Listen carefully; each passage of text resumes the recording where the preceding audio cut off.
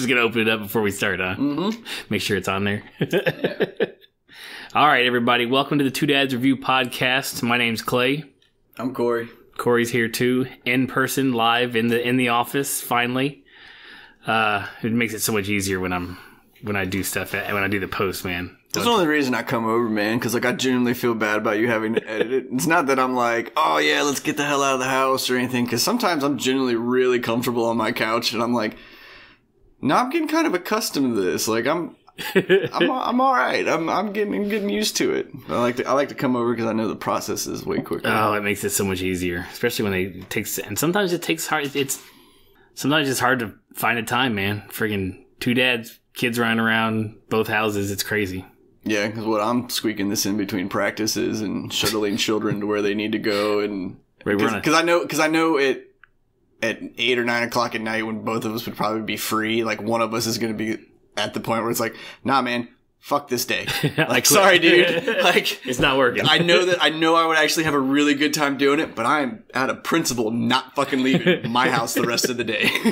Right. And I'm going to be asleep before 10. Yeah, seriously. So that's one of those times you hit the couch and you just go, everything's slowing down and I can't stop it. Like, just your thought process, like your eyes are moving slower and you're going, and your body's like, hey, it's okay, man. It's okay. You're fine. Come with me. Come with me. It's going to be a great trip. Nice. Well, if this is your first time here, you're jumping right into the middle of our 5-part series of Best of Horror by Corey.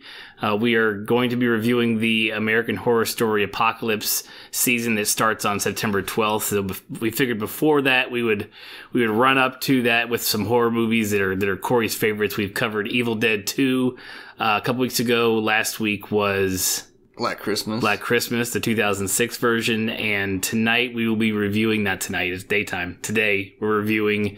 We got to do it like it's Conan or something. Even though it's filmed in the middle of the day, we got always just be like tonight on the Tonight Show. Like, right? We'll be doing today's episode is going to be on The Final Girls. The Final Girls, which I had never even heard of before you mentioned it on the last episode, and I loved it. It was great. It's nice to see what someone can do with $4.5 million.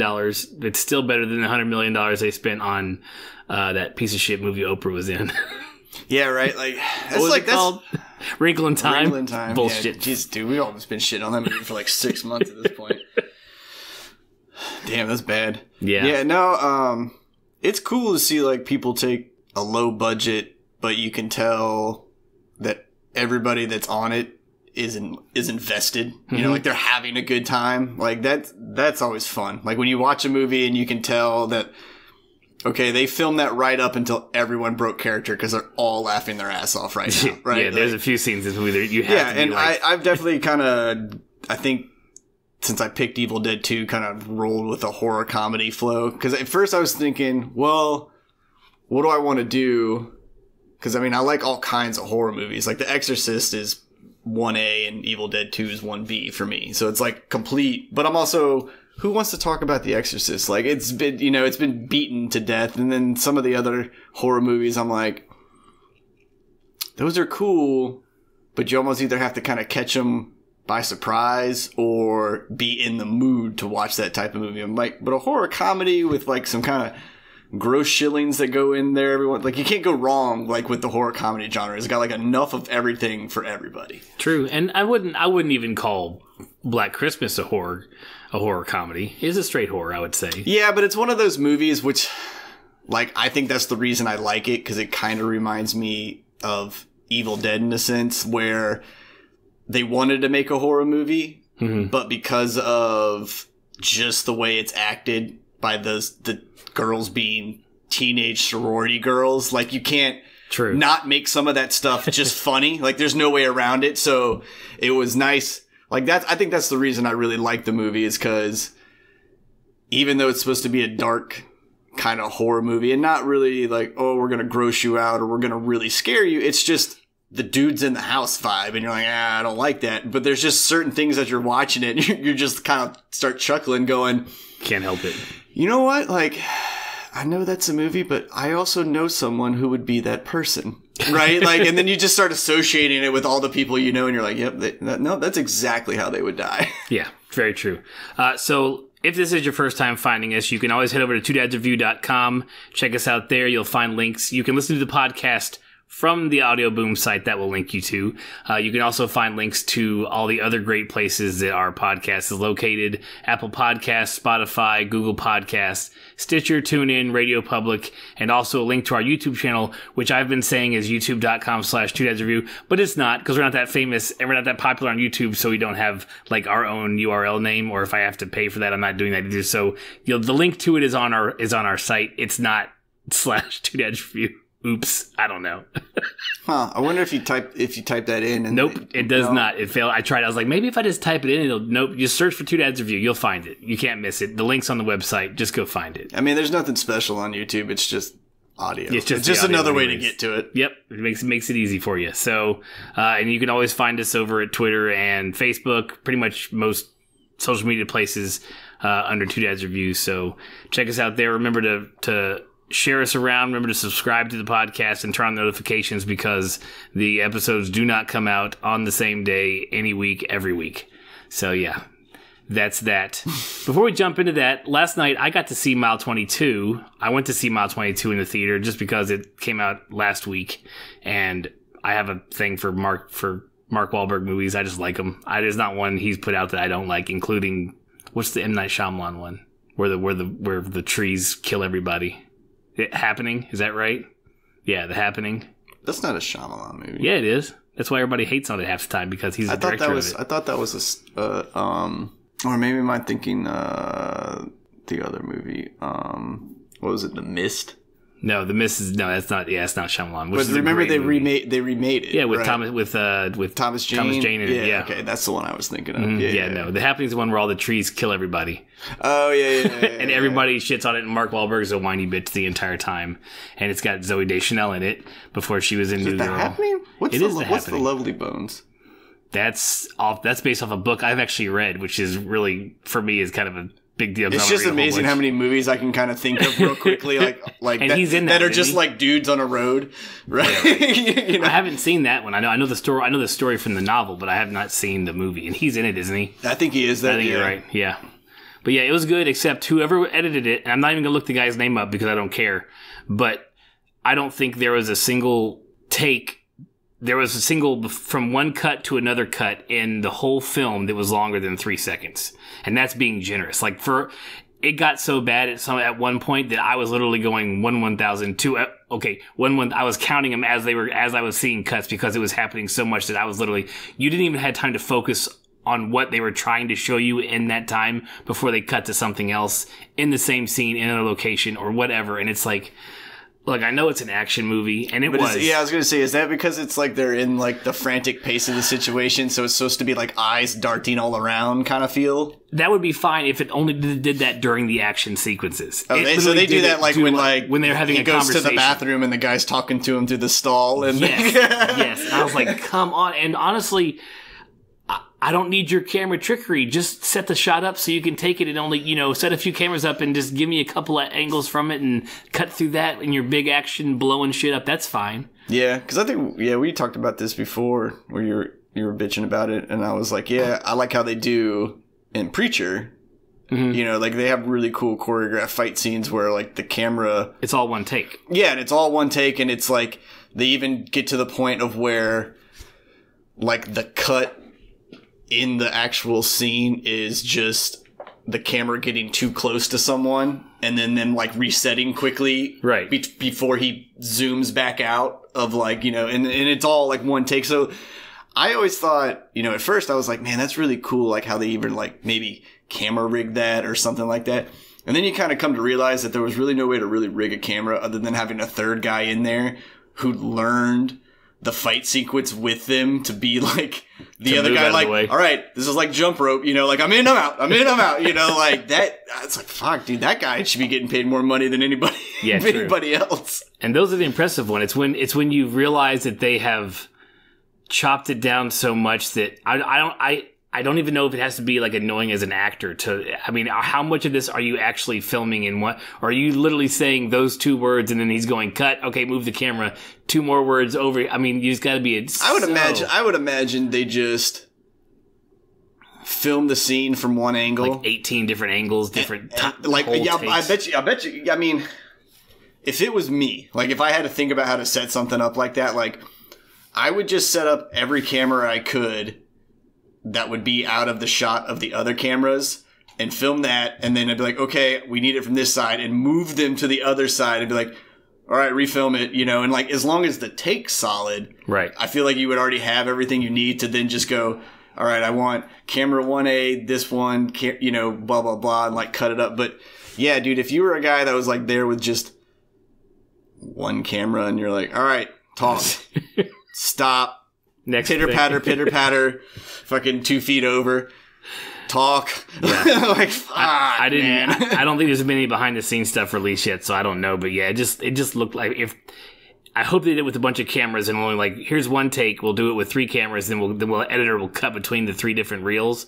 Then that's good for that's good for the actors. But like I said, whoever was editing it got nuts with it. Like it was disturbing at the end. You were like, I don't even know. And what the problem was is it wasn't a bad, like, sometimes you associate like a lot of cuts with like a bit like, we're going to speed this up because we don't have a lot of plot and not a lot of character development. But there was enough there that like, yeah, it was one of those short time frame movies. So it took place, other than like the initial setup, which is like months before the actual 22-mile run. Yeah, but most of it's going to be like the 9 hours till whatever. There's literally, the guy comes up to the front thing and he has a hard drive that has whatever information they want on it, and it's on the hard drive itself.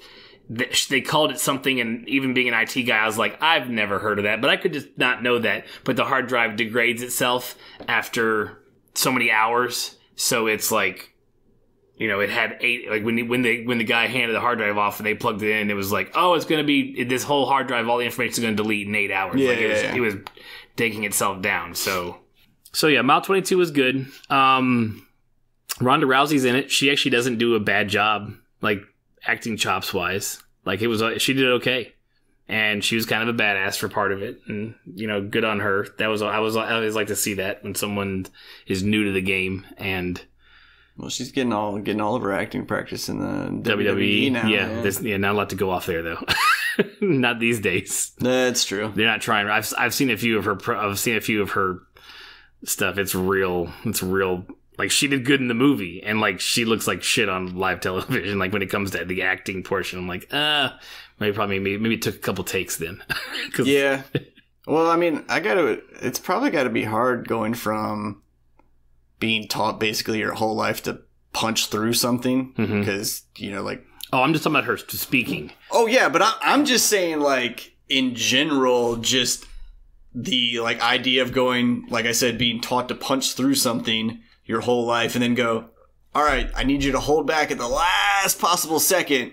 Like, that's got to be hard enough to kind of get used to. And then, like, them throwing on, oh, also you need a personality. It's like, well, fuck, dude. Like, you got to let me build up on one of these things, man. Like, you can't throw them both at the same time. Like, right. Yeah, I was a professional superstar, but all I had to do was talk shit and then beat the hell out of the other person. Like, there's generally a little bit more that goes into it, like the WWE, man. Yeah. Like, you got storylines and other shit like that you basically got to roll with. So yeah, and their women's division is no joke. It's not like it used to be back when I watched it in the Attitude Era, back in the 90s. Like, it's no joke now. Those girls they need to main event something, but they haven't. I'm not sure if they had women main event pay-per-view yet, or if they were just everybody's screaming about it online. I don't know.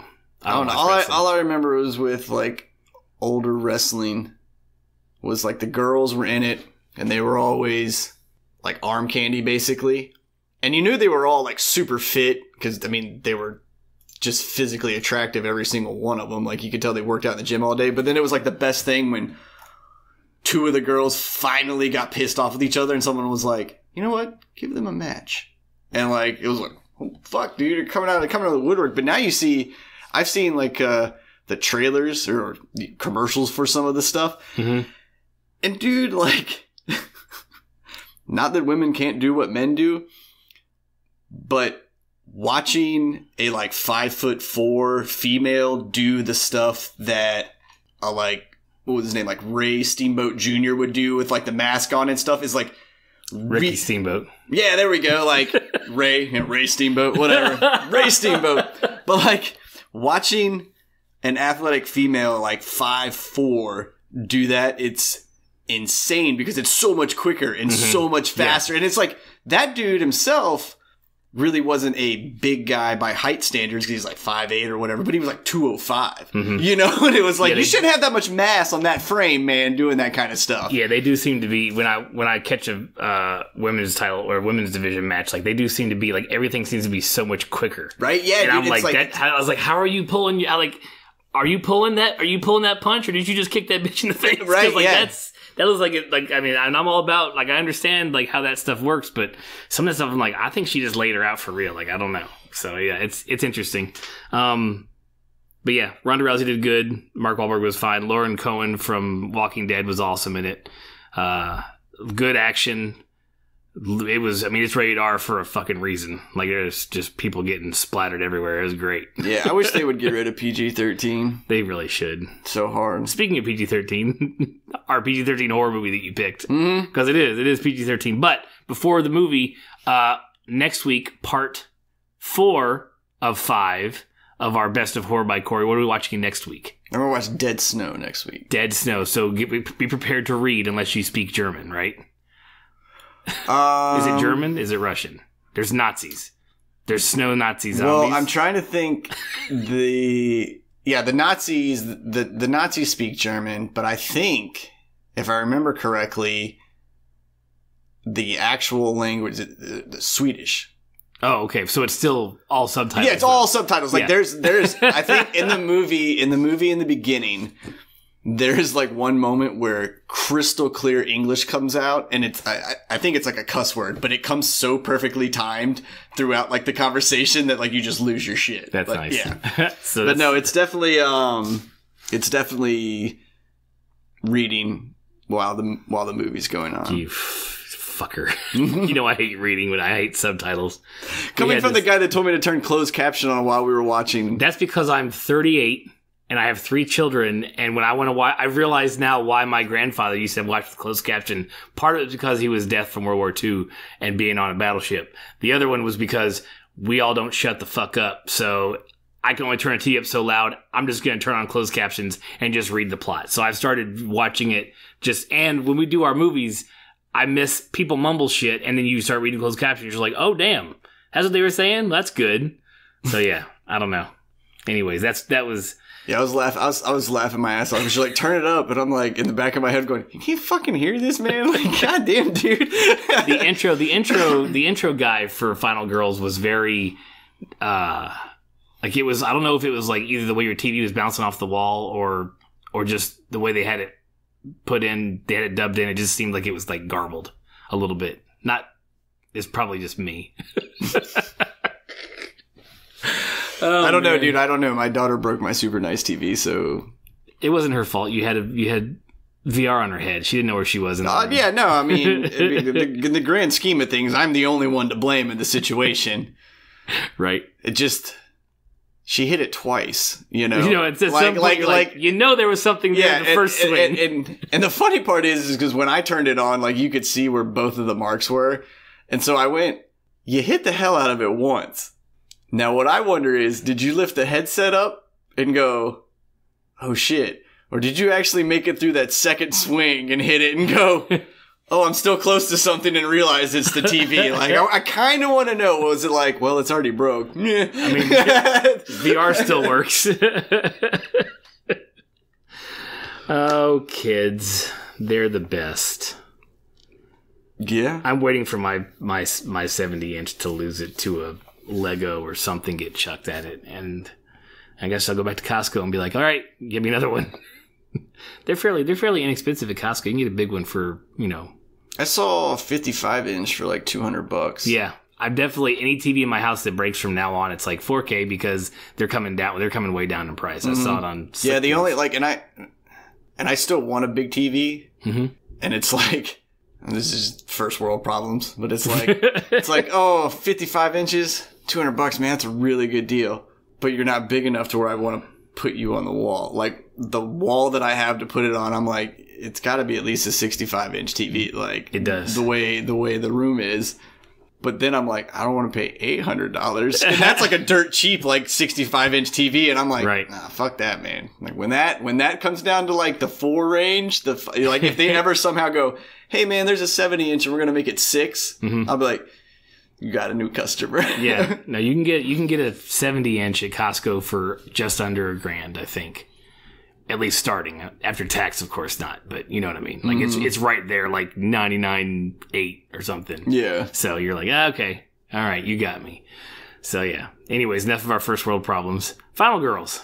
So how did you find Final Girls and this amazing movie that, I mean, it's only a couple years old, so you had to find it recently?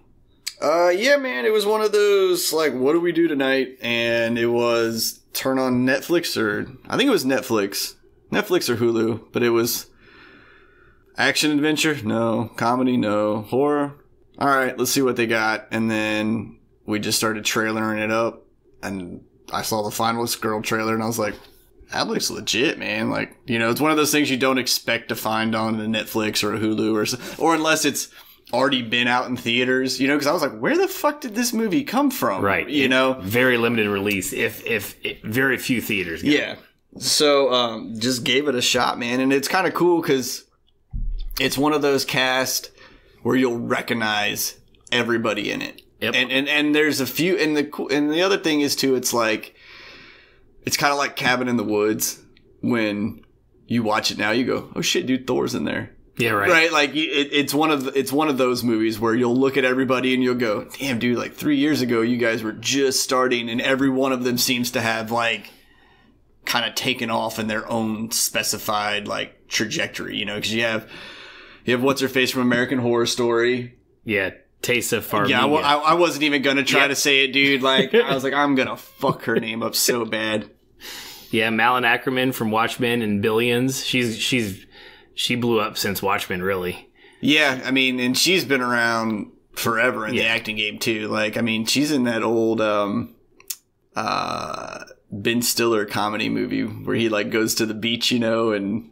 I don't watch a lot of Ben Stiller. I'm not a huge Ben Stiller fan. Well, anywho, there's a scene in it where she's in it and, like, basically, it's like he meets her for a couple days and, like, falls whirlwind and, like, oh, shit, let's get married kind of thing, right? And, she is just vulgar and like, and they make her in the movie at one point have like such like severe sunblock that she's like blistering and she's just one of those actresses, no matter whether it's a serious role or they're like, hey, we know this is just absurd. Will you do it? And I always feel she's like, fuck yeah, man. Like, let's do it. Like, I always feel that she takes everything with like a smile. Like, right. You know, she's just one of those actresses that just, I love her. Like, she's one of my favorite. Yeah, no, she's pretty awesome. And yeah, the rest of the cast, there's everybody in there. The, Alexander Ludwig is in Vikings right now. He's been in it for a few seasons ever since his character grew up to be a man. Like, he went, like, end of one season, he went off as like a 10-year-old, and next season he came back as like a grown-ass man. Yeah, dude, they were like, hey, man, we know you just filmed Grown Ups and you grew like 6 inches during that summer break you had for a fucking movie. Because, yeah, you're right. Like, in the Vikings. Well, they changed actors. He may have grown when he, like, but I mean, when they started out, like, season 1, it was like a 10-year-old boy playing the character. Yeah. But I'm saying even when he came back, like, he had put on, like, 20 pounds of fucking muscle. You know what I'm saying? Like, you went from, like, oh, I knew you were gonna be. It's basically how I saw my kid. Because at, like, 12, you're like, oh, man, you're gonna be big. And then, like, now he's 15 and he, like, moves and all of his muscles go ping, ping, ping, ping, ping, ping. And you're like, fuck you, dude. Like, that's what happened to him. He was like, one day was like, I'm not gonna drink soda and I'm gonna eat fucking steak. And then he just put on 20 pounds of muscle. Like, I have a feeling that's exactly what he did. Now, you're a huge fan of... Miss Shawkat. Yeah, you like her a lot. Dude, she's so beautiful to me. Like, just stupid gorgeous. And she's from Arrested Development, and she plays such... Well, she plays in a new show now. Oh, where she's like trying to figure out the death of one of her friends. Summer Camp Island? No, it's like a TV show, I think. Search Party. There it is. Oh, there you go. Yeah. It looks like it's already over, though. Because it says 2016 to 2017. Yeah, it may have gone off the air, or sometimes they do that shit when they don't know if they're going to be renewed. They just they just mark the year. But yeah, no, she's probably one of those people that if I met in real life, it would go something like where, man, I know exactly what I'm going to say. I'm going to boom, dress like this and look like that. And I meet her and I'll go, sup? Like, I wouldn't be able to get it out, dude. Like, I'd be like, I'm so sorry. Like, starstruck. I have physically put you so high on a pedestal in my mind that meeting you in real life is going to physically fucking kill me. Now my entire goal is to find out how to get you to meet her. Thomas Middleditch, yeah, he's from Silicon Valley, and he's also the guy in all the Verizon commercials. Yeah, he's funny. I really wish, spoiler alert for the movie, I really wish he had like hung around longer, because he's like one of the first ones out, and I'm like, damn it. Yeah, but I like the way he comes back. Like, true. Like it's one of those movies where you like the actor, yeah, right, and you're like, damn, I kind of wish he was there, but even though he goes away for a little bit, like the 2 times, like he gets brought back into the series, you're like, that was a good one. True. I appreciate the way you came back around. And they had Adam Devine to cover the comedy while he was while the other guy's character was dead. Yeah, and plus Devine's character, it was pretty much just like, hey man, you have free reign to just pretend you're 18 and a walking hormone. Oh, like, man. Just go, because when you watch the bloopers of him, like he's like, the best one is where he's driving in the car and like to do the getaway, yeah. And like he's just, watch the actress's face as she's like driving, because you can see some of the shit that he said and you can actually see the question mark come across her face. Like, I don't even know how to react to that one right now. There's no way to react this one. Yeah, so that's good. It's got some decent scores. Rotten Tomatoes, both critics and audience have it both at 70. I'd give it an easy 70, 75, easy, no problem. Yeah, I'd probably throw it in a solid 80 just because it caught me off guard and of how well it was. Yeah, and I love seeing, and once again, I love seeing $4.5 million budget to like do this. Mm-hmm. When you've seen 20 times that wasted in the box office on a shit blockbuster that you think is going to be like the next big thing. Yeah, man. And the funny thing is like I feel like in the smaller budget films, you obviously don't have a lot of like ownership kind of sticking their fingers and nose and shit where it doesn't really belong. But then you're also like really down to like the people that you got on board, because like you could be a really good writer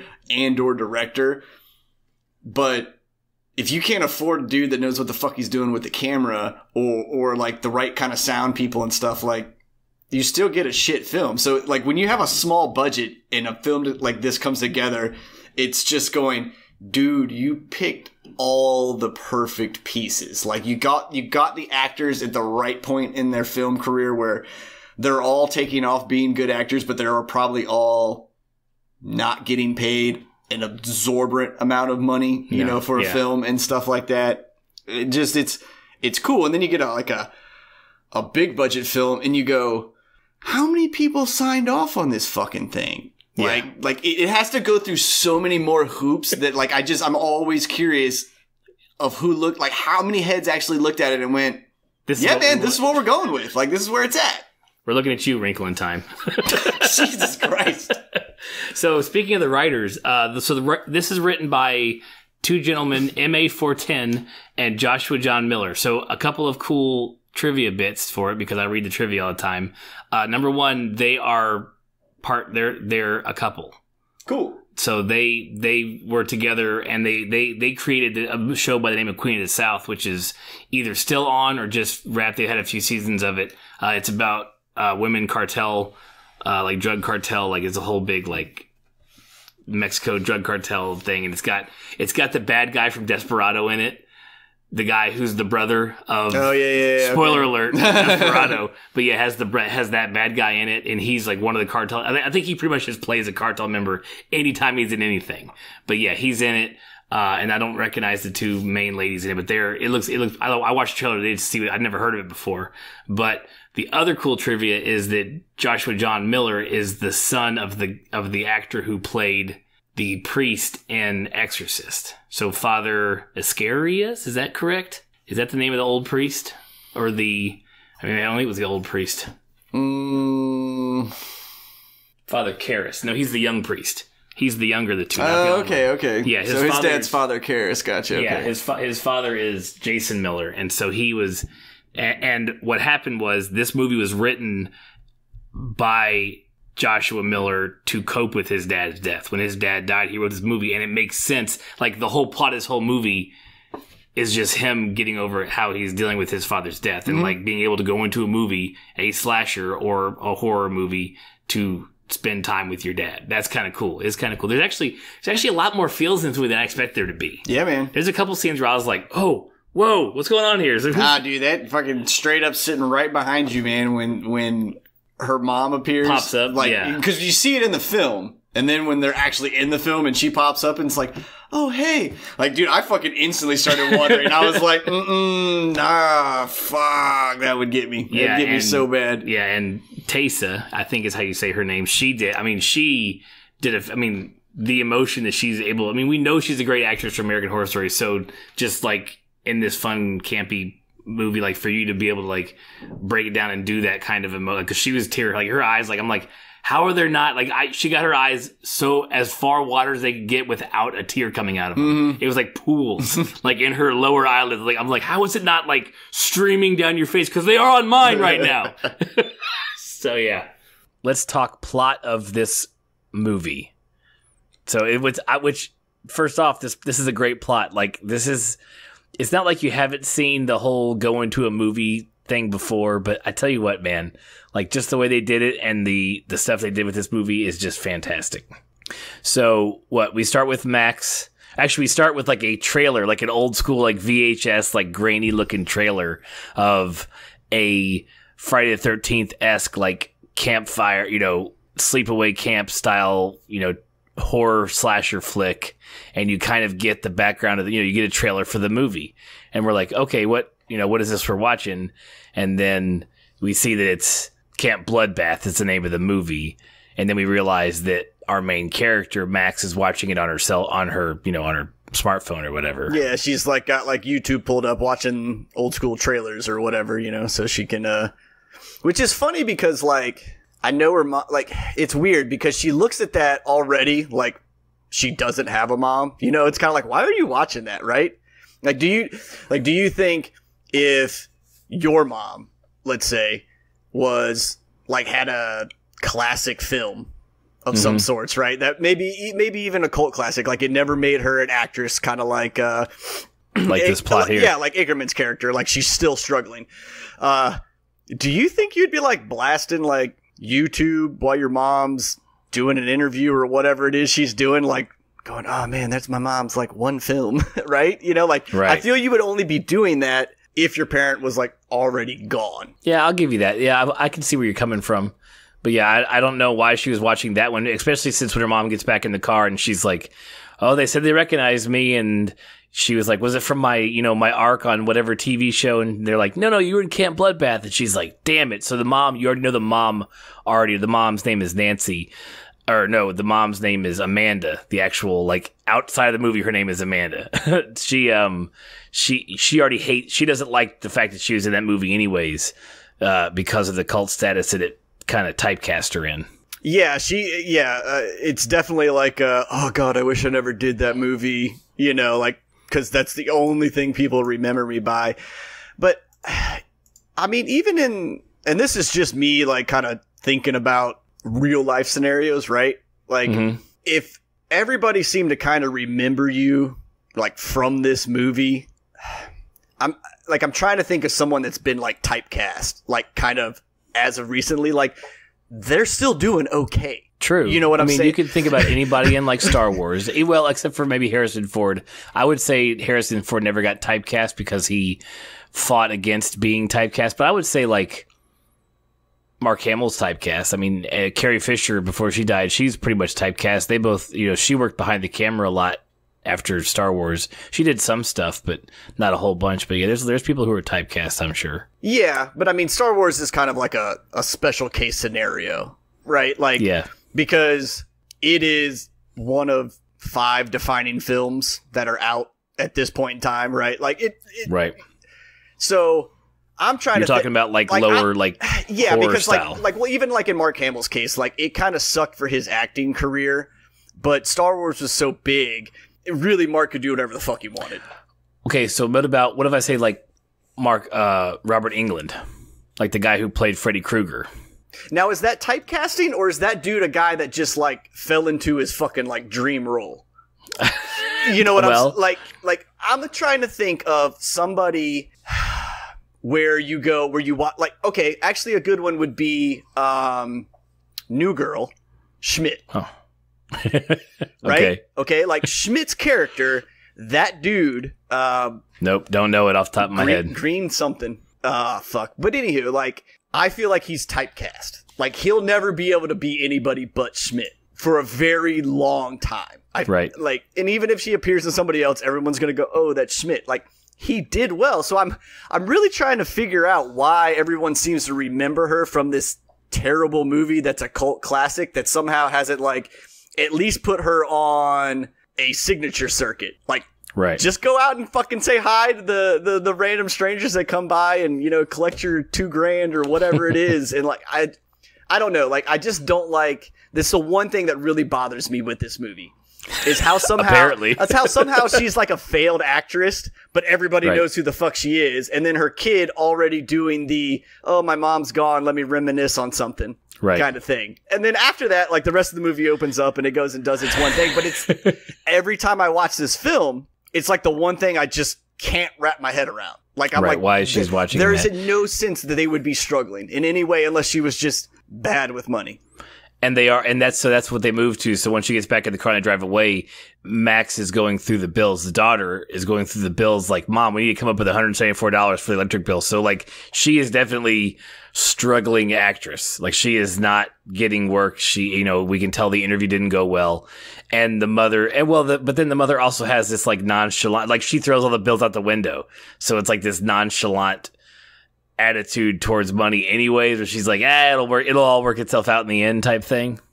Yeah, you know, and I get that, like, you're too young, you don't need to worry about that, like, I'll handle the shit, yada yada yada. But yeah, the lead into the movie is just weird to me. Like, it almost doesn't need to be there. Just like arrive at the theater, start like that.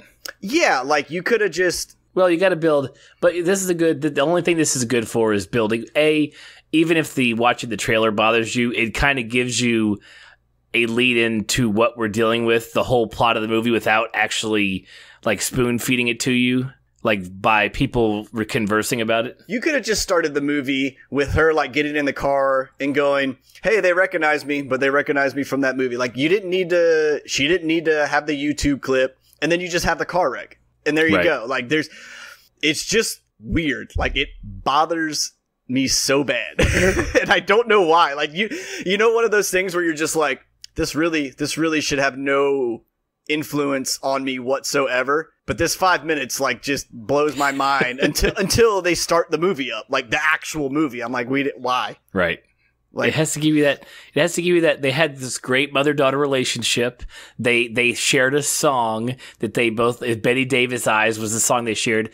We also found out that the mom drives like a good friend of ours who she has to talk to the person in the car seat, in the car next to them while driving, looking at the person they're talking to. And the whole watching the first 5 minutes while they're driving, I'm like, please look forward. Just look forward. Yeah. Like, Carl, on the off chance you ever listen to our podcast, like, this will be the one I point to you that you need to listen to so we can call your ass out. Carl, look at the fucking road when you drive. We don't need you to look at our eyes while you drive when you're telling your story. Yeah. We are listening to you. We're in the same car. Yeah, man, you want to gaze soulfully into my eyes? Like, we can make it weird when I'm at your house. That's cool. Like, but when a 2,000-pound object is moving at 60 to 80 miles an hour, I need your attention directly ahead of us.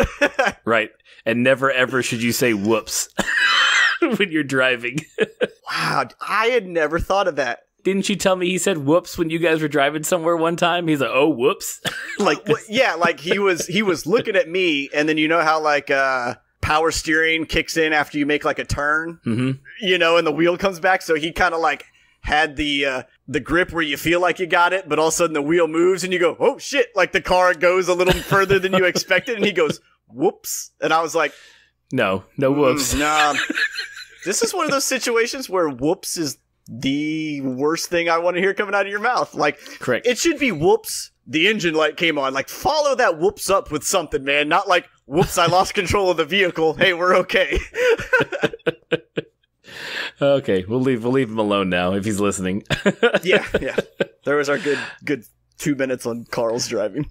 But during her mother and her singing the song and her mom getting her into it, they do get wrecked. They do get hit, and the car tumbles. And this is the only CG really in like this wreck was all in CG, and it's noticeable because of the budget. But it still was. After watching it a second time, I was like, it's not as bad as I thought it was when I first watched it. But the wreck totally just flips the car end over end. So it was just and it kind of lands on its roof. Yeah, dude, like, I'm so numb to CGI now that unless it is just, I don't know, like a blue dot on a black and white image, right? Like just something that would stand out that bad. Like I don't even notice it. Like, cause when we were watching it, you were like, the CGI was okay in the car wreck. And I'm like, I ain't fucking notice it, dude. Like I know, like I know it was CGI, but my brain just processes it. Like nothing glaringly stood out to me. So I was like, acceptable. You know, I was like, good, right. Good to go. I do have to mention, like, the very opening shot was really, like, once her mom started driving, when they pulled back and they had that shot from way above the road and you saw all the cars going by, and then when their car went by, the camera stayed with the car above it. Like, it was a simple little shot. I really don't know how I didn't read how they did it, or I didn't see anywhere how they did it. But if you see this movie, please go see it, or please rent this, buy this, download it, whatever. It's really just a neat little, it's everything's going fast paced. Boom, you hit their car and you stay with it, and then they go back, then they go into the car for all this stuff that happens. So it was kind of cool. I forgot to mention that part. Yeah, don't know why. There's some nice. I don't want to say like camera tricks, because I don't want anybody to think like it's a shot to deceive you. But there's some really cool camera things they do within the whole throughout movie. the whole movie. Yeah, absolutely. Like just kind of like you said, like with the bird's eye view shot of the car, like just a unique way of seeing that moment in time. Right. Right. Yeah. So the next scene, they pick up at like a diner or whatever, and we find that her mother did die. Her mother died in the car accident. She's living with her aunt and uncle now, or just her aunt. Her friend Gertie, your favorite actress, is there. And they're also there with a guy named Chris, who's played by Alexander Ludwig, who's the guy from Vikings. And then Thomas Middleditch's character comes in, Duncan, and he's wanting her. It's the anniversary. The day is actually 3 years exactly, because it's the anniversary of her mother's death. And the cult followers of her film, like the real hardcore, what does he call them? What's the name for them? He's like, we have a nickname. Oh shit. I don't even recall that, to be honest with you. Because there's a whole joke with Gertie where she's like, it's not cool if a nickname's not cool if you give it to yourselves. Yeah. Like I can't think of what he called them. Yeah. But like that whole group is having like a showing of the double feature of Camp Bloodbath and Camp Bloodbath 2 Cruel Summer that night, and he wants her to show up and like make an appearance because she's the daughter of Amanda Cartwright, who played Nancy in the movie. And through the back and forth and her saying no. And then finally he's like, I'll do all your homework for you because I know you're failing. He's like, do you want to graduate high school? She's like, shit. Okay, I'll be there. Yeah, man. She just took like a deep dive after those 3 years, right? Yeah, right. She did not recover well. And I'll give him a little bit of credit for not dropping that last card until the very end. Like she was on the way out the door and he was like, fuck, I know you're failing. Will you please do this or you're going to fail high school? Like, I will pass you high school. Yeah, I wish somebody would have told me that. I mean, yeah, I passed high school with honors, but it would have been much cooler if someone was just like, dude, you want me to do all your shit, show up to this movie? I'd be like, fuck yeah, man, let's do it. Oh, shit. So, yeah, so then everybody arrives for the double feature. They all get there. We also now meet Nina Dobrev's character, which is Chris's ex. So Alexander Ludwig's ex, who is just this her introduction makes you just fucking hate her, but you also can't, like, it's kind of hard to hate her, especially as the movie goes on. You're like, oh, you're just a nice person. Yeah, they do a really good job in this movie of, like, what's the words like that you would describe this with, I guess, because we've all had that friend that's kind of like fallen out with us, but you still stay in touch with somehow, you know, but like you just don't run in the same circles too much anymore. And they do a really good job of kind of like bringing all the different high school groups. You got your nerd, you got your jock, you got your sad girl, you got your popular girl, and then you have your in-betweener friend who's like sad girl, pulls everybody together. Who's sad girl's best friend, but also like she's also the sister, you know. So she is the glue, right? Like, because none of these groups of people would ever, like, the brother wouldn't be so hardcore about her showing up to the movie if she wasn't best friends with his sister, you know. And then I just like the dynamic. Yeah, she's the spoke of the wheel. Yeah, all those people would not be friends if she wasn't the one that then pulls them all in. Mm-hmm. And it's cool. If she wasn't there, they would all not be friends. Yeah, and granted, everybody here in the cast is quote unquote a main character, but she is actually. It's cool that it's basically a minor character that brings everybody together. Like, not everybody just isn't on, you know, the final girl's coattail. Right. Like, they all just don't know her. Like, they're all her friends, you know, or whatever. It's just, I like it. Like, it makes it real. Right. You know, because you just don't have that kind of group together all willy-nilly. Like, there's always someone in there that's like, hey, I'm the guy that knows all of you, so everything goes through me. I sort it all out, you know? Like, she's that person. Right. Were you the one that mentioned to me that you liked the slapstick comedy thing that Duncan did where he jumped over the ropes and, like, fell over them? And, like, it made you, like, was that you that told me you burst out laughing watching that? Oh, like, yeah. When he was yeah. Like, the first time he did that shit, like. And it's in the trailer, so if you just watch the trailer for the movie, it's there. It's hilarious. Yeah, he jumps over like a little velvet rope stand and falls. And the best part is, it fits his character so well. Like, he's super excited, you know, and he just, shit happens to people like that, right? Like, doesn't matter how nice they are. Like, they go to do something that is kind of cool. Doesn't even need to be like super awesome. Like, it goes wrong for them. It's just like their role, you know, to have the rug pulled out from under them all the time. Best part is the outtake of that scene. The outtake is better than the take they left in. Because the first time he does it, that damn pole that's holding it up nails him in his knee. And you can hear him over there, like, trying not to, like, lose his shit like someone who's just stubbed their toe or something. It's the best. Yeah, he's like hollering behind the statue, behind the board. And everybody's, like, trying to stay in character and not laugh. Oh, yes. Okay, so they get into the theater. They get into the movie, and we see the opening few minutes of the movie, which is Adam Devine's character, Kurt, Angela Trimber's character, Tina, and then we see Malin Ackerman's character, Nancy. They're all in the van, and you see, like, all of their, like, the reveal of when Nancy, because she's sleeping in the back seat, and so that will come in later, because it's a big emotional point later on in the movie, but you kind of see the first few minutes of the movie, and during this, somebody in the theater pulls out, like, a giant, like, swigging from a giant bottle of, like, vodka, like bootstrap vodka, and then one guy's got like a lit. He lights up a joint or a cigarette or something, like, for like they all. It kind of reminded me of Rocky Horror Picture Show, where, like, that guy lit that cigarette and or a joint. I couldn't tell, like, at an exact moment in the movie, like when someone talked about smoking or something, they were like, oh, it's time to light a cigarette, and then, like, the guy drinking the booze, it may have been something else, but, like, it was all on purpose. Maybe one of the two was, at least. But that's what sets up, like, what happens to make this movie what it actually is. And so they drop the bottle of vodka at the same time where Max has just seen her mom on camera, and they are on the screen, and she was getting to, like, maybe had she gotten to the sex scene yet? No, she hadn't yet quite. Like, her mom's, like, sex scene in the movie where she gets killed or whatever. But it's right around. We do get to see some of it, like, as it goes in the movie. So she watches some of the movie, and she's doing okay. And then it's like her sex scene, and then the guy drinking the vodka, like, drops the bottle. It pours itself down the entire, like it rolls from the back to the front. And then the guy with the cigarette, his ash falls into it and it lights on fire. And then it spreads, you know, as Max is like getting up to take a breath of air. You know what I mean? She's like, because it was her mom's sex scene. She's like, I can't watch this. Yeah. So she gets up to kind of, I don't know, clear her head or whatever. And then all hell breaks loose. And of course, there's only one way out of a movie theater, and that's through the screen.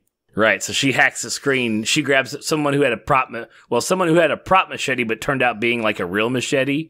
Like she picks it up when someone drops it, and then she gets her friends out and she stabs the screen like right as Billy. By the way, the villain's name is Billy. So this is 2 Billies we've done in a row. This one and then Black Christmas last week was all Billies.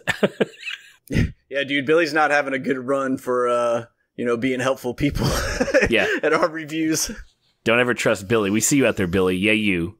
We don't trust you.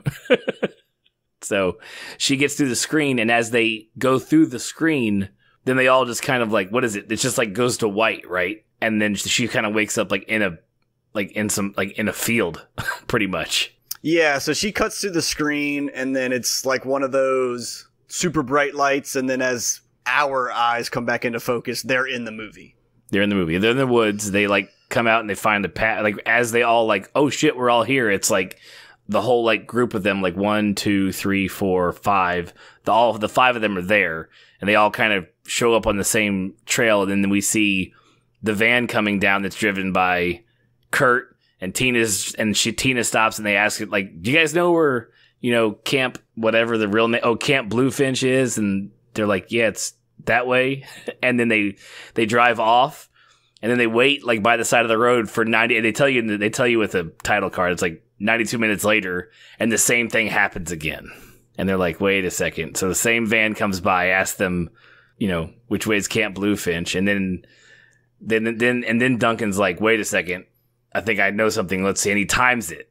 And then 92 minutes later... Yeah, Duncan figures it out, because basically they sat there the whole time while the movie played, and then you see the van come back, and they're like, what the hell's going on? And he figures it out, realizing that while they were sitting there, the whole movie played out. And it's... all 92 minutes of it. And they're stuck in a loop. Mm-hmm. Yep. So they the third time, he's like, yeah, they ask do you know where Camp Bluefinch is? And he goes, yeah, we're actually counselors there as well. And then they all hop in the van and... Well, he hops in the van, and Duncan gets ready to like he's got this plan, doesn't clue anybody in on it, and they're all like, "What the fuck are you doing?" And again, he pulls we're going to the camp, blah blah blah, and then like does the deadpan look at everybody. Do we have any other choice? Like, right? What are you guys gonna do? Fucking sit here any longer? Like, we gotta go test something out. So they're on their drive to Camp Bluefinch, and this is the part in the movie where, when they arrive, or when they get close, Kurt says something to the effect of, wake up back to your sleepy head. And then it finally hits Max as to which part of the movie there is. And like her, Nancy, her mom's character, sits up in the far back of the van. And then she's like, hey, how are you? And like the amount of emotion, like we've already said, Taissa Farmiga is a fantastic actress from American Horror Story, but she wells her eyes up, man, and looks. I mean, I was like, oh, I didn't expect to mist up to her and watch this movie. I was like, damn. I was like, go ahead, girl. Like, it was great. Like I just liked how I just loved how she did it. Yeah, it's really cool. I feel in acting when people can do emotions, on command, basically. Mm-hmm. Like the way she just, like you said, let her eyes pool full of water. Right. To the point of them almost overflowing, right? but not letting a tear drop. Like she had an infinity pool in her eyelids. Like she's like, don't worry, I got this. I can control it. Like it just goes to the edge and then dissipates. Like, yeah, it's she's a powerful actress with emotion. Yeah, and she does that, like, she's done that scared crying type thing with American Horror Story before that just defeated, horror type, just the scared look, the fear type thing. But just to see this, where it wasn't even that she was sad. Like, that's a bad, like, what gets me in more movies is like when I'm supposed to cry because I'm happy. Like, it was like, she's like, oh shit, I'm sad, but I'm also happy because it's my mom. I get to see her again alive. And it's like, it's been 3 years. You're like, oh, I can feel everything you're going through right now, girl. Yeah, every bit of it. Yeah, like if a movie is supposed to make me sad, like I can, like you go in with a mind frame, right? You're like, yeah, I know, I'll handle it. It's gonna get rough. I may tear up a little bit, but when you're watching a movie and it's like happy tears, like, I can't fucking stop it. There's no controlling this. It's over. I'm done. Yep, my wife and I went and watched Crazy Rich Asians, and I was like, "Oh, it's gonna be this giant like joke on, that culture and shit." And I was like, "Oh, nope, can't." It's like I was not prepped for this. You're like, "Oh shit, this is a real movie with real emotion." Right? How dare you drop that shit at the very end where I have to fucking walk out of the theater like trying to make sure shit goes. I'm like, I'm good. It was. So look at my eyes, baby. Hold my hand. Yeah, it was. That's a good movie, by the way. If you haven't seen it, and it's really cool. I hate taking a side turn because I was reading an article this morning about it. There's a pivotal scene where the main character and the mother, so Michelle Yeoh, who plays the captain from on a few episodes of Discovery. We watched her for all the first season of Discovery. Michelle Yeoh and the main character, they're playing mahjong. Them and two other ladies who aren't they're just there playing the game with them, and they play this whole game while having this this really, really, really like fucking come to Jesus conversation between the two of them, and they play the game, and the camera's also focusing on the tiles. But as a round-eyed white guy, I'm like, I don't know what that means, but they don't even take the point the director didn't even dumb it down and like try to explain the game.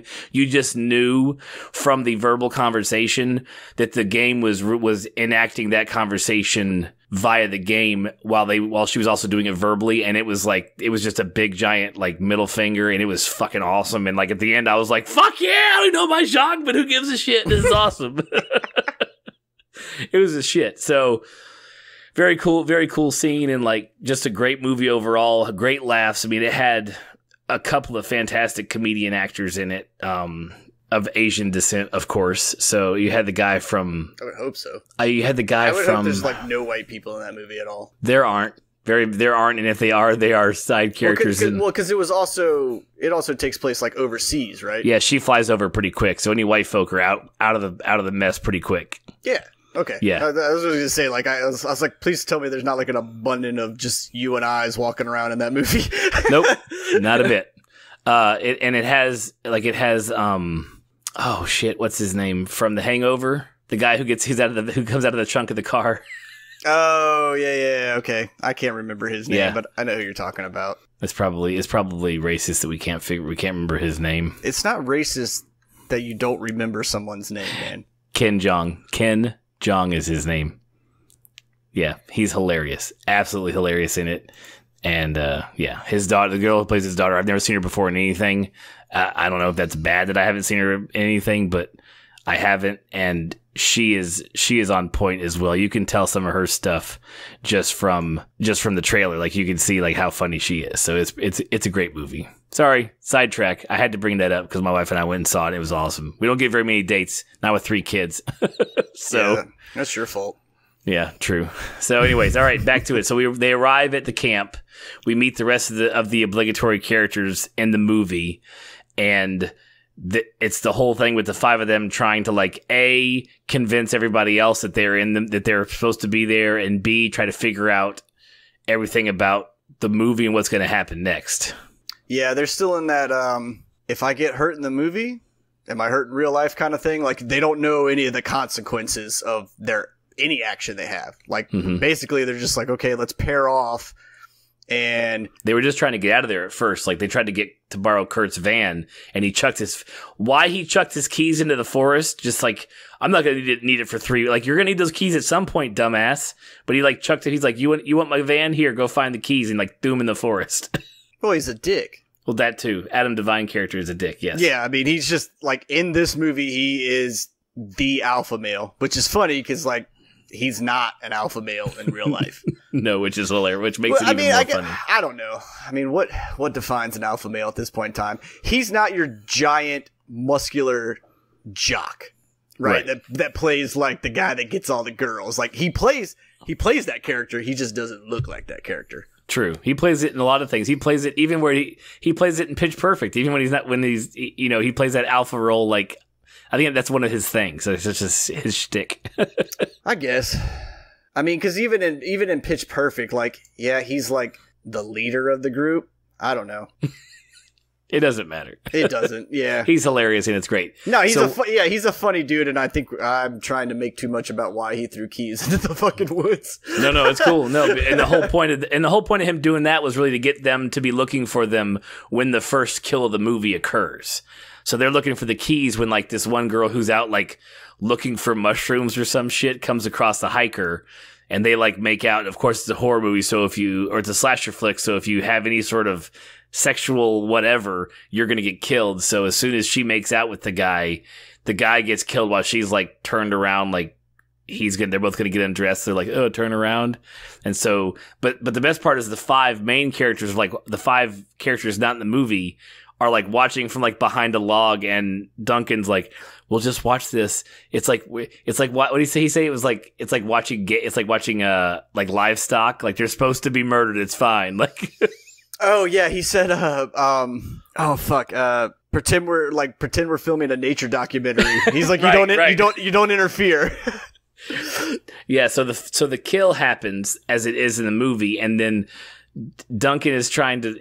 He's like, no, we're not supposed to die in this. Like, we're not in the movie, so we can't die because it's not part of the plot of the movie. So he's like sitting there staring at Billy, and he's like, I wonder if these characters are just running around with corn syrup in their blood, because it's a movie, and that's what they use for prop blood back in the day, and probably now for some things. And he's like, and he goes and like the girl who just got killed, he like wipes a little bit of her blood, like puts it in his mouth. He's like, oh no, that's not corn syrup. That's metal. That's blood. Yeah, he's like, oh, that's real. So then he like takes a selfie like with Billy in the background, but then Billy like walks off, and we're like, okay, so cool. So we can't get killed. And then of course, out of nowhere, Billy chucks his machete and it friggin' clips him like right in the side. Yeah, well, because Billy walked towards him and everybody like fucking froze, and then he kind of stared at him like, what do I do? You're not what I'm here to kill. And then like walks off, and Duncan's all like, yeah. And then boom, machete comes flying from like out of the side, and it was like a helicopter propeller like caught someone right between their hips and their ribs. Like that's where all right guys, so if you're touching your body like I am right now, like your ribs. Oh, and now it's this kind of podcast. Great. Yeah. Your ribs and everything are right there. But if you go ahead and push in that soft spot, man, that just gives me the heebie-jeebies, like thinking about getting hit right there. I'm like, oh, dude, that would hurt like so fucking bad. Something sharp could go so far in before it hit anything that would stop it. Yeah, that's the thing. Like, I'm like, all right, dude, okay, even if I got hit in the ribs, like the ribs would stop most of the impact. Like it may make it in there, and I mean, obviously it would hurt like shit, but thinking about going through all the squishy bits before something actually stops it, that's way worse. Yeah, when your spine is what stops it, it's gone through a lot.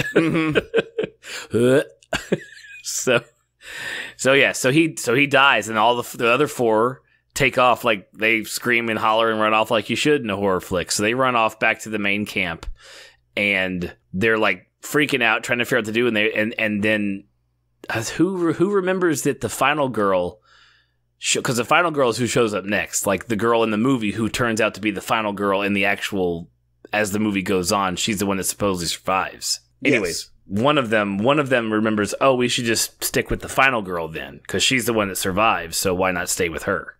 Well, yeah, because Duncan's like, all we got to do is stick with because he explains this out beforehand. Okay, does he before they go out there? Yeah, because he makes a comment like, everybody that has sex in the movie dies, it's great.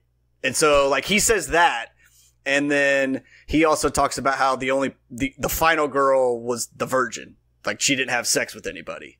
Right. And so they kind of piece that all to, like, from his side conversations that they need to stick with her. Right.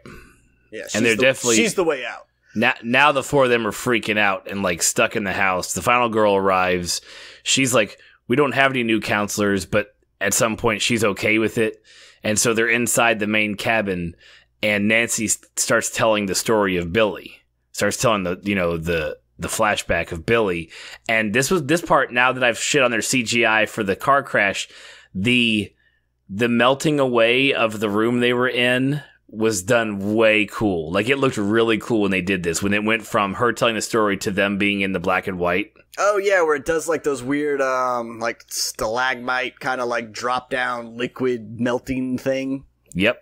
That's pretty much the best way to describe it. Then all of a sudden, the four characters that aren't from the movie, they're all like, oh shit, and your girl's like, she's like, oh god, why am I colorblind? Like, what's going on? Like, they're freaking out because everything's in black and white.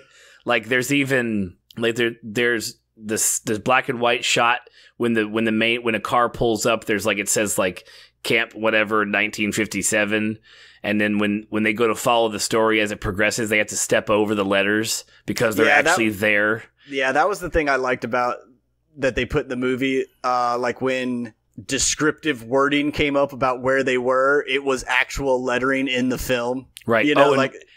And when Billy arrives, like the noise, the ch like that was, they could hear it in the film. They're like, "What the fuck is that?" And they're like running around like, "Oh shit, Billy's here!" Like they could hear that as well. Oh yeah. Like the bad guy sound effects, I guess. Right. Bad guy theme song. Mm-hmm. Yep, they could hear that too. So, and then actually, as Nancy's telling the story, like you can hear her like narrating it. They could still hear her telling the story while they're going through watching Billy get tormented by bullies, and then enact his revenge because they stuck him in a well, they were picking on him, and he porta shitter. Yeah, and he ran to the outhouse there at the camp and like locked themselves in, and then two other counselors come out, and they're like, "What's going on?" And the kids are like, "Billy locked himself in the bathroom or whatever." And lo and behold, two counselors are like, "Hey, I got a fucking string of Black Cat firecrackers, man. Let's light these bitches up and throw them in that outhouse. That'll get them out." Like, Jesus fucking Christ, man. You know, though, that kind of firecrackers, I'm not sure it would do what they say it would do to him. I was like, oh, you're throwing it into an outhouse with all kinds of methane fumes. I was expecting the place to like explode because of the gases and shit in there. Yeah, but I don't think anything from like the 50s to 60 to 70s, just as fuck it. 50s is, I don't think anything was safe. Well, true. I mean, if you like the firecrackers landed on your face and they were going off, then yes, it probably would burn the crap out of you. I'm just saying that was like a big pack of firecrackers, and he threw that thing in there, and let's just say it landed in his lap. Like, that shit would have fucked you up. I don't know if it would have scarred him like he did, especially if it landed in his lap. It probably would have like burned his crotch more than anything else. Right. But I'll go with it because it's a slasher flick, so I don't care. But yeah, so he apparently kills the number of people for each month he was in the burn ward for, like, so it was like 8 months. So he came back with his mask and his machete as a kid and like killed everybody, like 8 people. And so that was the whole flashback. But the best part of the scene is at the very end. They're in the sleeping area while he's hacking up people, and Gertie gets a splash of blood in her face. But when they return from the flashback into the color world, like the blood is still there, and like all the people from the movie are looking at her like, "What the fuck?" Yeah. And like, so what happened to you? And so at this point, this is when they all freak out and everybody tries to go their separate ways, right? Like, everybody tries to leave? Well, yeah, because... Yeah, as soon as they come back, this is when Paula and Kurt panic, and they both jump in her hot rod, and they go to, like, run out. Like, they go to leave. They floor it and leave. Yeah, where the hell does everybody else go, though? They're just running away from this group of 4 who aren't supposed to be here. They're just running away from them, and they're all like, no, we have to stay. Like, you can't leave. You're the final girl. And so her and him jump in the car, and they gun it. Paula and Kurt gun it. So yeah, and then Kurt says some of the most outrageous things you'll ever hear while he's driving in the car. And not like they're like, it's not that it's I mean, some of it's vulgar, but it's just off the wall shit. And like, if you watch the whole movie, wait for his outtakes of that, and then just watch Paula's character as she's driving the car, because there's just a giant question mark written across her face 3/4 of the time going, I don't even know what to fucking do with this. Right. And Something we didn't bring up that's just a minor plot point is like during the whole lead up to this, there's a spot where Max talks with Nancy as she's like, don't have, she goes to this like kind of heart to heart, like when she's getting ready to have sex with Kurt, like Nancy's going to have sex with Kurt when they both die, and then Chris's character talks to Adam Devine's character, Kurt, and he's like, you better, he threatens him pretty much. If I see you do anything, I'm going to whoop your ass type thing. Like this happened all before that because that was just, they were just kind of filling some time and, it's Max's connection with Nancy without telling her that she's her mom. I mean, I love the part where she's like, when she's telling Nancy, look, just keep your pants on. Like, just don't have sex. And she's like, you sound like my mom. And she's like, right back at you. Yeah. So that was kind of cute. But anyways, yeah. So fast forward through all that, Kurt and Paula jump in the car and gun it. And as they're like going towards the totems that like are the entrance to the camp, Duncan shows back up like wounded, but okay. But then she just runs him over. And then in the process of doing that, runs into the totem pole, and Kurt goes through the windshield and like breaks and just like does the reverse scorpion. You know what I mean? Oh yeah, dude, he lands face first on the chest, and then his heels try to touch the back of his head. So he's done. I lose my shit every time he comes flying out of that car. It's so funny, right? And then they're at the top of the hill, like, Paula, don't get out of the car, and then like her car explodes. Oh yeah, that's right. Because I was thinking she got out of because the car was on fire, and they're like, "Don't get out of the car," and then it fucking blows up. I'm like, why would you tell someone not to get out of a burning car? Yeah, right. But yeah, she's done. So now the final girl is dead, and they're like, "Oh shit, what do we do?" And at this point, so you still have the four main characters from outside the movie are alive. You have Tina's character, who's just like the slutty slut bag of the movie, who like I love she Tina's is the greatest, dude. She's the greatest character in this movie. Her fucking goofball character throughout this, like, I personally think they gave her ecstasy, and they were just like, let her go. We're just gonna record everything she does. Yep, that's pretty much what they did. And so Chris comes up with we have to go, a good defense or a good offense is a good defense, or one of those things. But they set up a plan to, knowing how the movie turns out and what cues Billy into showing up, they plan out their attack. So first things first, they put Tina in like a life jacket and like oven mitts, so she won't take her top off, because when she takes her top off, Billy shows up. So like, look, you can't take your top off because just all your character wants to do is get naked. Like, you can't do it yet. So then you get like the montage of them setting up the traps. Like they're getting arrows, they're getting bear traps. They're, what's her name's, Tina's still with her gloves on. Like, she still can't do shit. She's just kind of flopping around like, okay, I've got oven mitts on. I'm not doing anything. And while they're setting the booby traps and getting the house all set up, apparently Tina like gets into Vicky, which is Nina Dobrev's character, Chris's ex-girlfriend. She gets into her, what did she have, Xanax? No, she had Adderall. She fucking like took like 30 Adderalls. So now they're like ready to start this off, and Tina's ready to, and Tina is just like a little bird. Like, her head is just like darting around like a bird looks around. And the bug, like during their conversation where she's like, yeah, I took like 1 or 2 or 30, I don't know. And then like when she locks onto the fly flying around and she's like following it, that was all just a random bug in the fucking like filming. It wasn't like a CG fly. It was an actual fly just flying around, and she just went with it, and that stayed in the final cut. Oh, that's awesome. I know. That's great. I love that shit. So now she's like hyped up on Adderall, and everybody's set up in their booby trap method. So they've got everything set up, and then they cue her to take all of her protective gear off and start her like strip tease / pull her boobies out, which is going to call Billy. So she's just, and then she just launches into the greatest like impromptu strip tease ever. And apparently the actress like pounded like 6 Red Bulls, like 6 energy drinks to get hyped up for this thing, to like get herself jittery enough to do this dance. Like, I love that shit. Yeah, I like in scenes like that where, you know, she's supposed to be the focus, or, you know, any actor is, I love watching the background characters because you can see the other two girls in the background, like, yeah, Max and Vicky are both staying there, like trying not. You're like, dude, how are you holding this together? They are both like looking at each other and then like looking away and like looking around, like they are doing their damnedest, trying not to lose their shit in the background.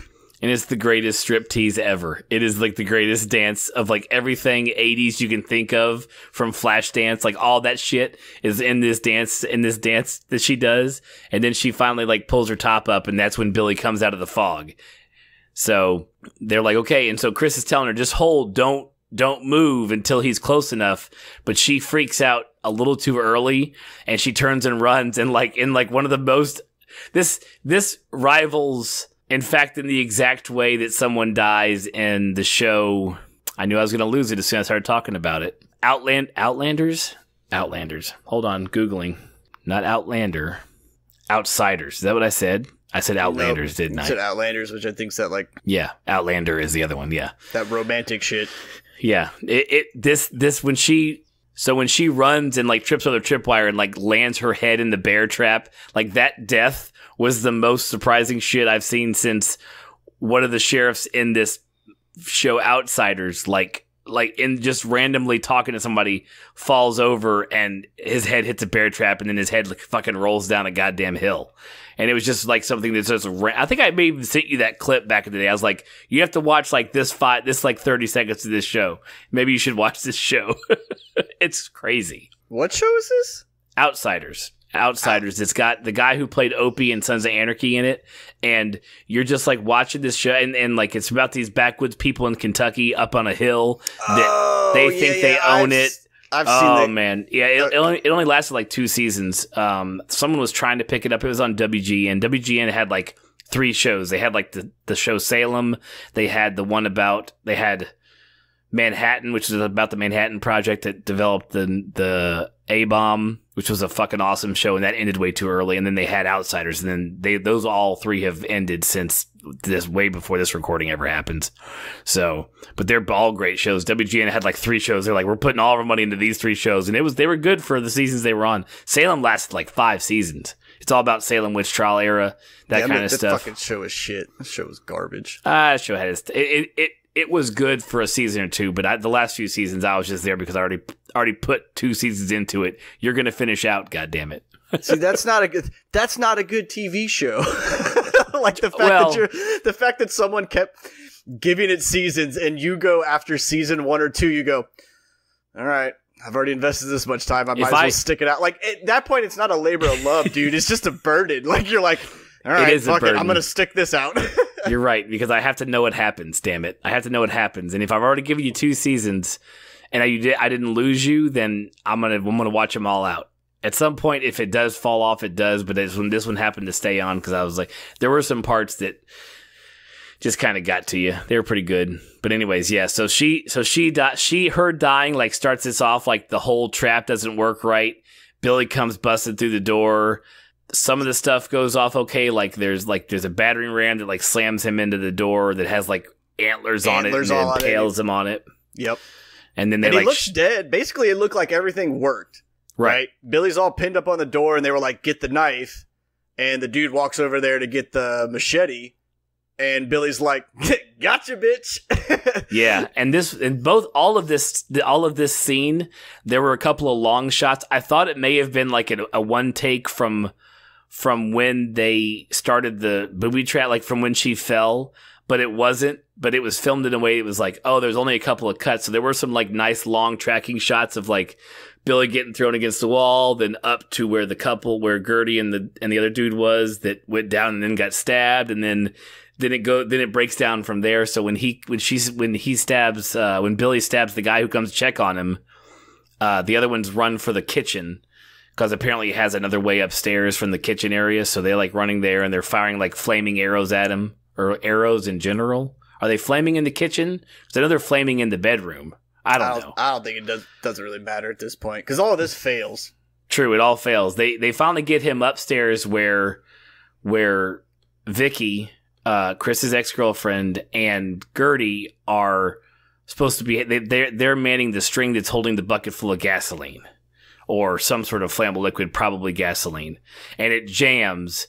He brings down a bookshelf on top of both of them, pinning them there, while everyone else has fired flaming arrows, while Max and Chris and Nancy have fired flaming arrows into him. So he impales Gertie with his machete, and then Vicky tells them as like this is like her turning point where she like tells them she sacrifices herself. So she's like, I'm not a bitch. I'm not a bad person. Like, here, I'm going to be the hero. So she goes, you guys go. And they all dive out the window. And then she, and that's when you get the cool slow motion scene. Yeah. She pulls the thing and he explodes, and then it's in slow motion. And when the three of them, Chris, Nancy, and Max land, Max is like, what's going on? And like, it's slow motion. Yeah, it's a. You're seeing better. the Will. It's even better because I could see your face while you were doing that slow motion. And the best part is when you do slow motion, you can only put your body in slow motion. Like, you have to do it. There's no other way to like say that word without putting yourself in an actual slow motion. Right. No, and I know all I ever see whenever I hear that is the scene when in that one movie where Will Ferrell shoots himself in the throat with a friggin' trank dart, like an animal tranquilizer. Mm. He's like, hey man. Yeah. Oh shit. It's him and what's that guy's name? He's in the new Lethal Weapon now. Sean William Scott, right? Yes.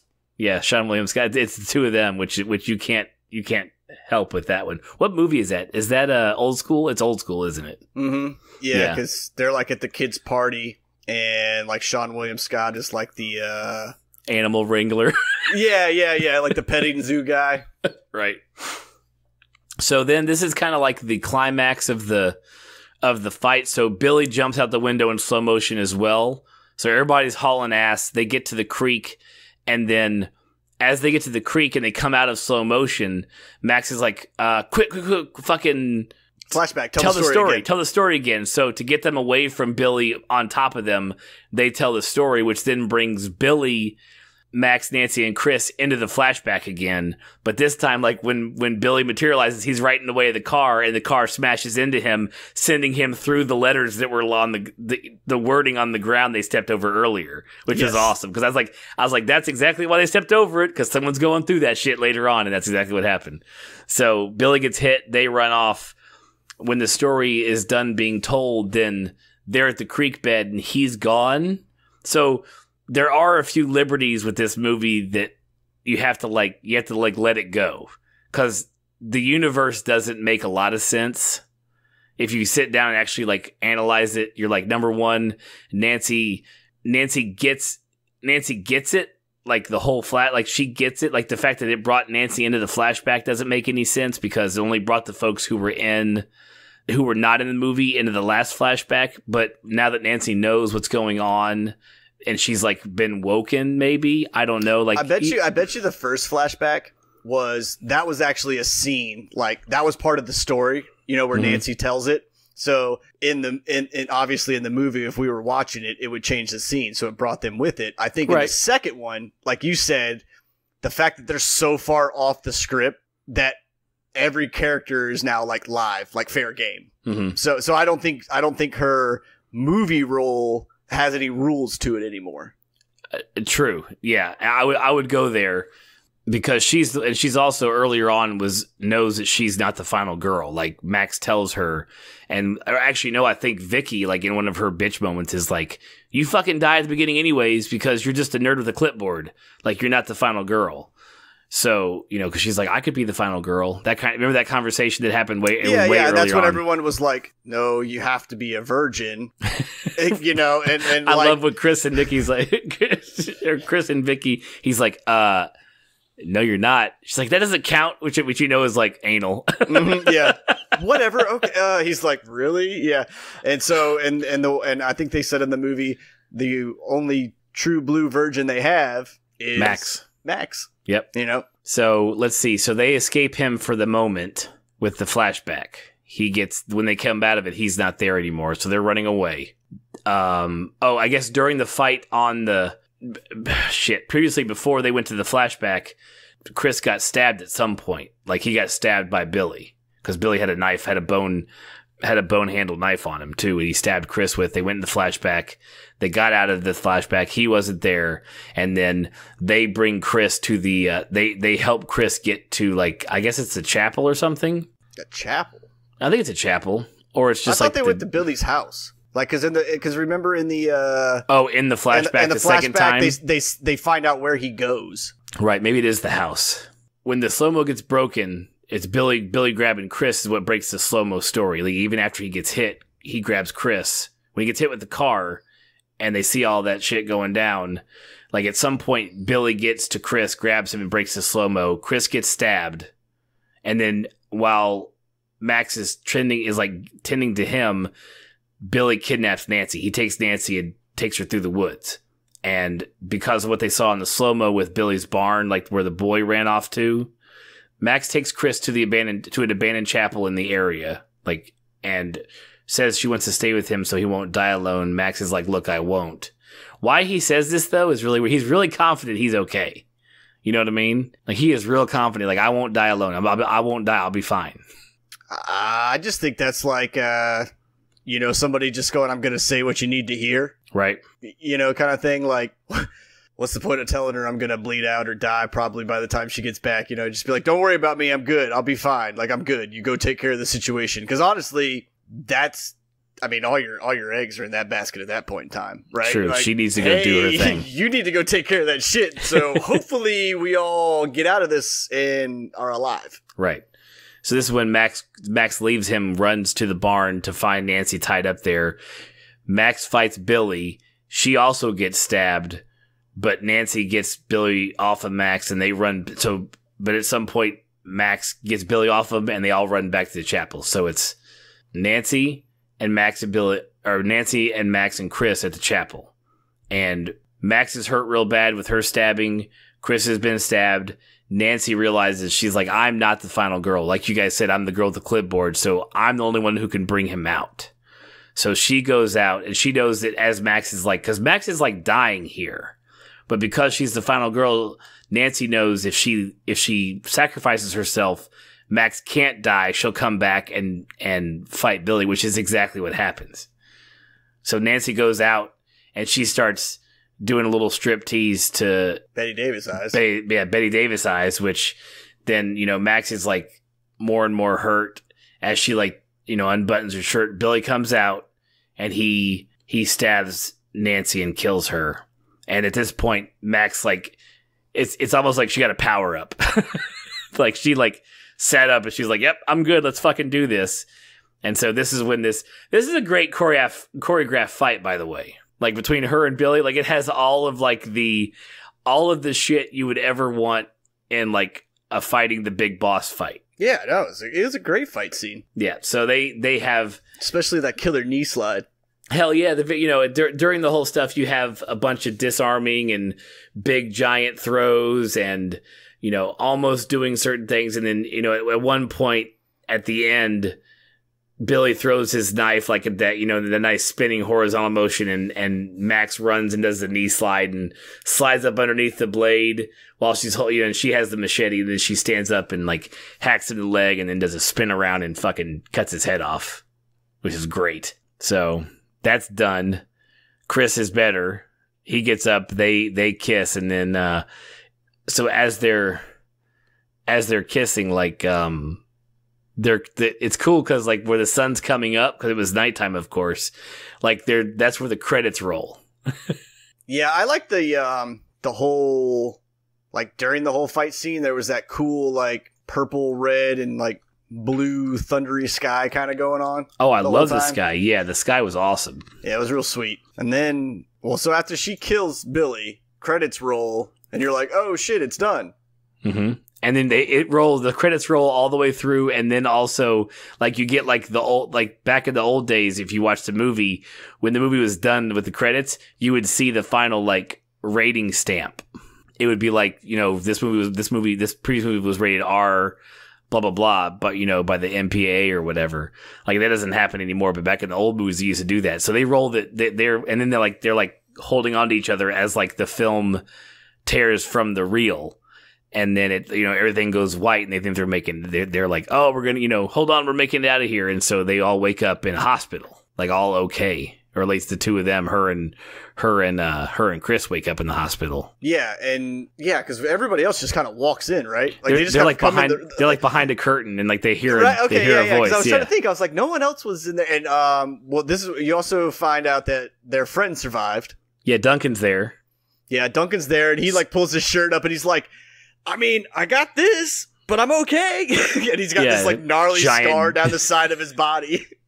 Right. And at this point, they're like, oh, okay, so we're all okay, and everything's good, and everybody's laughing and joking and having a good time. And then do they hear like the they hear that, don't they?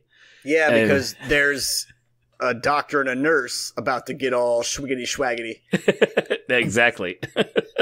And that's when Duncan and everybody does the Scooby-Doo look around the door frame where everybody's heads teetered over each other. Right. And he's like, oh, we're in the sequel. Yep. And like Max grabs like the rolly thing that holds the IV fluid. She just grabs that and just runs after him. And he's like, okay, but now he has 2 machetes and his head's back on. So I'd love to see how that worked out in the plot. But yeah. Yeah, I hope they make a number 2. You can only be so lucky. And it picks up right exactly where this one left off. Like I don't want it to be like, here's 2, and then all of a sudden they're all just kind of like hanging out going, hey man, remember that time we were in a movie? Like I wanted to pick up exactly at that moment of her running off. Yeah, that would be awesome. But yeah, and that's it. And that's how the movie, and that's when it cuts to credits. And then if you're watching the movie, keep watching, because that's when you get all of the B-reel, all of the bloopers, and everybody cracking up. And that's almost as good as the movie. All the stuff they did to keep in. What do you mean keep in? All the jokes, like where they pretty much just said, okay, Adam Devine, just yell at her, just yell at her all sorts of different things that are not appropriate for like 5 minutes, and we'll just take the best one we like. Yeah. This is where, all of the outtake scenes you can tell are where they just let the camera roll, and they were like, "Go get it, man!" And then we're gonna pull the ones we can for the film. Shit was great, but yeah. So that wraps up Final Girls for everybody. It's great. It's our third one of our 5. Next week we are watching Dead Snow with zombies, Nazi zombies in the snow, also with subtitles. Damn it! So I'm super excited. I'm pumped. I love that movie. Dead Snow's fucking awesome. Now is when you've already picked this one. We're gonna watch it, record this coming week. Now you got to figure out what number 5 is, the coup de grace to our Best of Horror by Corey segment that's happened these past 5 weeks. You got a 5th one. Don't think about it yet, though. Don't tell anybody. No, I'm just gonna pick the worst fucking movie I can think of. I'm just like, all right, man, this is 5. All right, nice. Yeah, we'll end easy. So we want to thank everybody for tuning in, listening to us, and don't forget to subscribe. Turn on the notifications, follow us on social media, keep up with us, hit us up on Facebook, Twitter, all that good stuff. And we'll catch you guys next week. All right, guys, take it easy.